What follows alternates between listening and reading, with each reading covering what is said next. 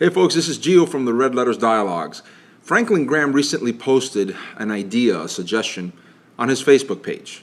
And what he counseled the United States government was to close the spigot of Muslims entering into the country, Muslim immigration, as it were, due to the recent attacks in Chattanooga, Tennessee, and the prevalence and the continuity of said attacks and the seeming prevalence of the Islamic militarism and militantism, some would say, that is pervasive in our day and age. And the only way that we can assure ourselves to protect Americans is by closing off any future immigration to any Muslims that were to come here in the future. This set off a bit of a firestorm in the media and from persons that I would have thought they would have agreed with Graham and maybe would have seen things from the point of view in which he exposits his viewpoint.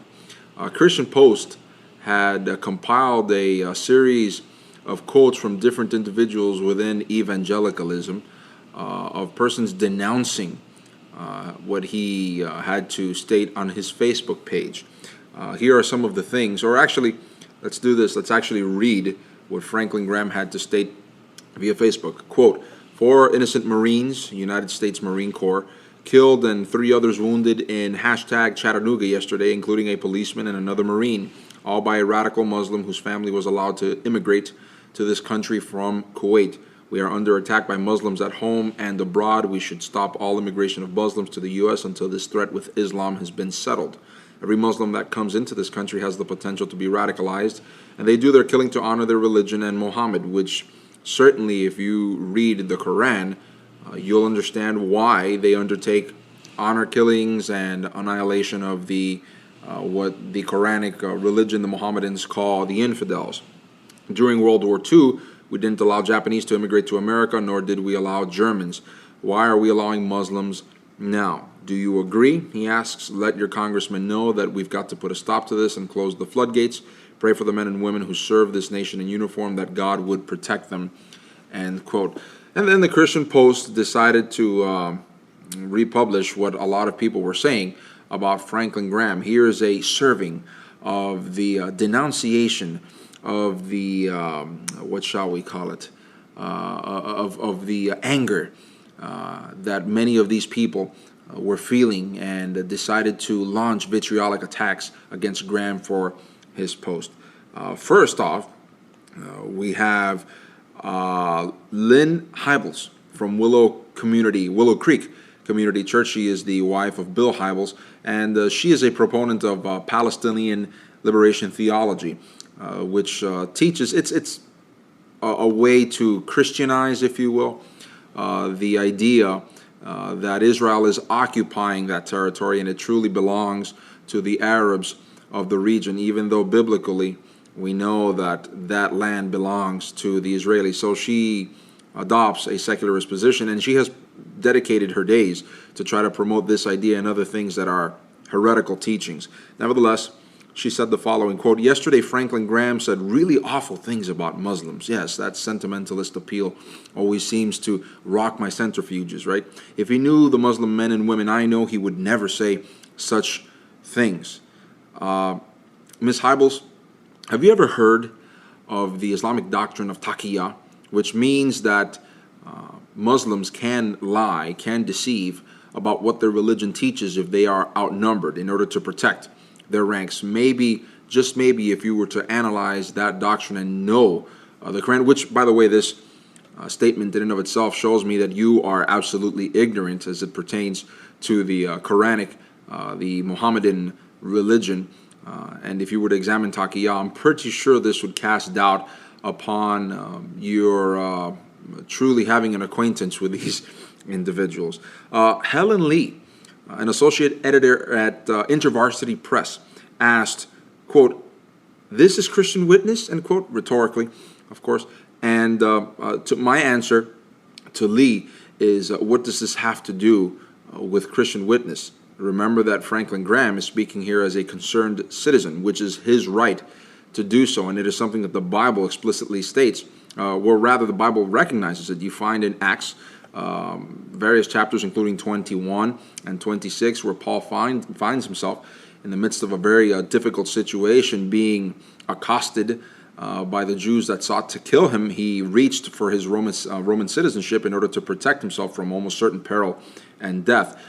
So this has absolutely nothing to do with Christian witness. They are taking this out of that sphere. They're decontextualizing Franklin Graham's comments, and they're applying it where Christian witness need not apply. So that's the second point. Greg Zhao, Vice President and Director of Campus Engagement for InterVarsity USA, wrote, quote, "As an evangelical American, I strongly reject at Franklin Graham's proposal. Horrified, over 134,000 people can like it," end quote. And to Mr. Zhao, I would respond, I think your feeling on the matter is unfounded. And I think the horror should really be felt by Christians who are trying to protect their necks. Literally. Brian Zand, Z-A-H-N-D, an author and pastor of Word of Life, or rather Word Life Church, said Graham's remarks reflected, quote, xenophobia, end quote. I guess we've cleverly and conveniently disposed with a judge with righteous judgment, like Jesus says in John 7:24. Nice to know that Pastor Zand and the author Zand is appropriately judging here. And by the way, I'm pretty sure this would be the same individual along a long line of modernists whom have employed politically correct platitudes to try to discount the idea that we Christians should discern, that we should discriminate, that we should be able to tell the difference between right or wrong. They would try to curb this instrument that God has granted to us, that we may protect our hearts and minds from that which can deceive us and which can lead us down a path of perdition. So good job there, pastors, and it's nice to know that you're looking out for your flock. And honestly, if I were congregating at your church and you said this, I'd be worried for my own spiritual nourishment. Tim Sweetman, General Manager for Training and Leadership Development at Chick-fil-A, called the Southern Baptist ordained minister's remarks despicable and said they were counter to Christian love and American freedom. Well, this quote has me rethinking my patronage of Chick-fil-A. All of a sudden, I was all in when Mike Huckabee had pointed out that we should support Chick-fil-A because the homosexual militants were after Chick-fil-A, and I was all for that, and I was glad that they took a stand for traditional marriage. But now it seems as if within their ranks we have individuals whom do not embrace, even though they say they are a Christian company, or many of the people that work there, rather. I think I have to clarify that statement. You would think that they would espouse Christian views. This is not necessarily true, which showcases the ignorance of Mr. Sweetman, and I'll explain why. I don't understand how the remarks could be despicable when, again, Graham is speaking of, he is alluding to this situation, and he's speaking as a concerned citizen, not necessarily as a Christian. And even if he did, it's his right to do so, and I think he's absolutely right. The only way you can protect a nation and its people is by protecting your borders and not allowing individuals whom would want to cause harm to the culture and to the nation at large, not allow those people to come in and out freely as they have. As a matter of fact, we see that Israel had to do the same thing in 2012, where Benjamin Netanyahu declared there would be no more illegal immigration, erected a fence, the Israeli government provided high technological advances for Israel to protect its borders. Even the opposition party was in favor of this, and since 2003 there have been no entries of illegal immigrants, and they have actually found that inside of their borders, save for a few instances here or there, they've mostly been safe because the Israeli government is protecting its own people. That's the responsibility that those governments have to undertake, but it's one that our government has not assumed, especially the Obama administration, especially Obama. So it's a dereliction of duty. It's treason, furthermore. And besides, when he says this is counter to Christian love and American freedom, obviously he does not understand one or the other. The only way you can protect American freedom is protecting it from what is it that our politicians swear to protect the Constitution, to protect the American populace from enemies foreign and domestic. Obviously he's ignorant of this, or he craftily omits it. And then when he speaks of Christian love, again, it seems to me that he's implicitly saying that we do not judge false religions, that we should not pass judgment on things that arise against the scriptures, such as Islam does, and that we should not be engaged in the act of criticizing those that behave immorally. That's part of the mantra of many politically correct Christians nowadays. And last but not least, I'd like to focus on one last quote, and this was given by Haris Zafar, and he is the national spokesperson for the let's see if I'm actually saying this correctly, Ahmadiyya Muslim Community USA. I think I said that correctly. I pronounced that properly. One of the nation's oldest and largest American Muslim organizations. Zafar, also author of Demystifying Islam, Tackling the Tough Questions, previously criticized Graham for his anti-Islam remarks. Yes, anti-Islam. If you surely want to try to demonize an individual, then you apply the prefix anti to anything, and that makes that person seem as if they have an irrational hate towards that group.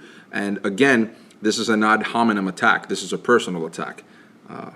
Amazing. He remarks concerning it. This was in response to when Graham had criticized Duke University for performing the call of prayer for Muslims from Duke's chapel, which was originally consecrated unto the Lord by the founders of Duke University, and they're turning it into an ecumenical chapel of sorts. Now, on Monday, Zafar said Graham's latest tirade was an, quote, expose of demented imagination in place of intelligent rationale thinking, and that he would have expected more knowledge about the religion of Islam from a religious leader. Reverend Graham's comments are the latest in a regretfully long string of remarks exhibiting not only his intolerance of Muslims. Allow me to interject here. Why is he being intolerant of Graham's views? Doesn't see the double standard, does he? Hypocrites usually don't. He continues, and Islam, but also his inherent ignorance of the Islamic faith. When Graham states that these people undertake killings in order to honor their religion and honor Muhammad, he is not stating this out of ignorance, folks. Allow me to read certain passages to you from the Quran itself. Allah is an enemy to unbelievers. Surah 298. Unbelievers, they are the curse of Allah. Surah 2, 161. Slay them wherever you find them. It's a filial verse, is it not? Slay them wherever you find them, and drive them out of the places whence they drove you out, for persecution is worse than slaughter. 2, 191. Fight against them until idolatry is no more, and Allah's religion reigns supreme. There's a different translation. Fight them until there is no more persecution, and the religion is God's entirely. Surah 2, 193 and 8, 39. Oh, here's another amicable verse. Fighting is obligatory for you, much as you dislike it. 2:16, a different translation. Prescribed for you is fighting, though it is hateful for you. We can continue to quote verses, but I think this should be sufficient. Now, why do I bring this up? Folks, we're living in a day and age where political correctness reigns supreme. And what we reference, what we mean by political correctness, it is this idea that certain comments and honesty have to take a back seat. They do not take, truth, veracity is not preeminent in our society because it is inconvenient or it supposedly offends someone's sensibilities, whatever that might mean. And that we cannot disseminate that. We have to refrain. We have to we have to refrain ourselves from stating certain things lest we offend certain people or we showcase ourselves to be bigots. In America, you're free to be a bigot, even though they have stated today that bigotry is the sign of a closed-minded individual. And let me tell you, again, being closed-minded is not a bad thing either. If you are open-minded, that means that you will avail yourself of discernment and leave yourself susceptible to every single doctrine and ideology that can come along and absolutely destroy you if you adhere to those particular tenets. Being open-minded is not a virtue, it is a sin. Also, the problem we have in our generation is that I see it with continuity. More and more persons are self-squelching their speech. They're afraid to speak out because of some individual who might feel aggrieved, and they might take them to court or cause them certain temporary headaches. When persons just want to live their lives and express themselves freely without feeling as if they are going to be persecuted for their statements. That's why the First Amendment exists, even though Congress, the president himself, would like to believe that unless they particularly endorse certain types of speech, anything outside of those particular bounds then are illegitimate. The First Amendment protects. As a matter of fact, I would dare say the First Amendment recognizes the fact that we all inherently it recognizes our right to speech. It's not that it endorses it. It recognizes it and tells government to desist from squelching that. And having said that, the way that many of these pontificators and repressors of veracity have found to have society silence the truth is by these different modes of repression. The media will try to castigate and vilify persons, and then if they are not acquiescent, the immediate consequence is that and it's evil, of course, they seek to have economic embargoes against that particular individual so that they may feel the pain, if you will, from lack of funds, and therefore they might apologize and discredit everything they said via their apology, even though it might just be perfunctory in the interim. Because the truth of the matter is, you can't change a person's heart if you're applying economic pressure. All they're doing they're acquiescing in order to stop the pain, to make the pain desist, if you will, economically. But that also tells us where certain people's allegiances and where their heart lies, whether they give most importance to money or to the principles that are delineated in the scriptures. Last but not least, be careful with these sorts of individuals that they denounce and they employ the fallacious platitudes, the specious platitudes over and over again. Do not allow yourselves to be intimidated by said persons. And I'm glad that Graham has not recanted in this instance. And I think this is a very important lesson for us Christians, that we should not allow certain folks within our society to repress the truth and unrighteousness, as Romans 1:18 states. We cannot allow ourselves to bow before the pressures that these persons would want us to prostrate ourselves before, because the moment that we do, we have denied Jesus. We have denied the truth. Remember, Jesus says, I am the way, the truth, and the life. No one goes to the Father except by me. The moment that we apologize, the moment that we say, well, I ask forgiveness for what I said, even though what we said is true, we are actually negating the person and the work of Jesus Christ. Jesus says, you shall know the truth, and the truth shall make you free. Yes, that is including the gospel message.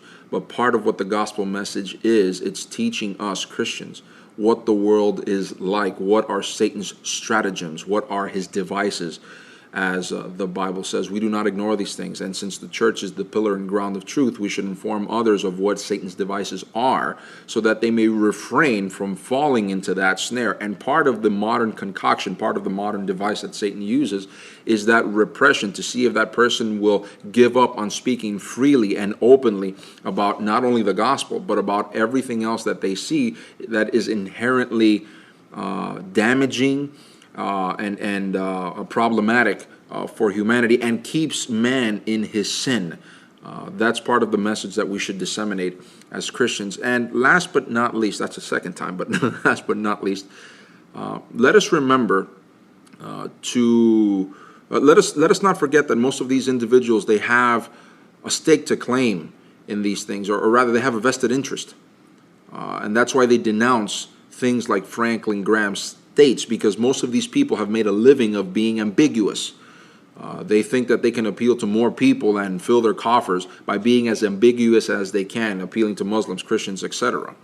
To the point where that showcases to me, and I'm pretty sure it showcases to you, the viewer, that they are willing to sacrifice the truth so long as they fill their coffers and they are popular amongst the mass heap of humanity. And the fact that they do not speak the truth in order to convict other persons of the fact that they need a savior. So be very careful, because the ones who are wrong in this are the denouncing, sanctimonious bunch among us. So in the end, I agree with Franklin Graham. I think that we should close the borders.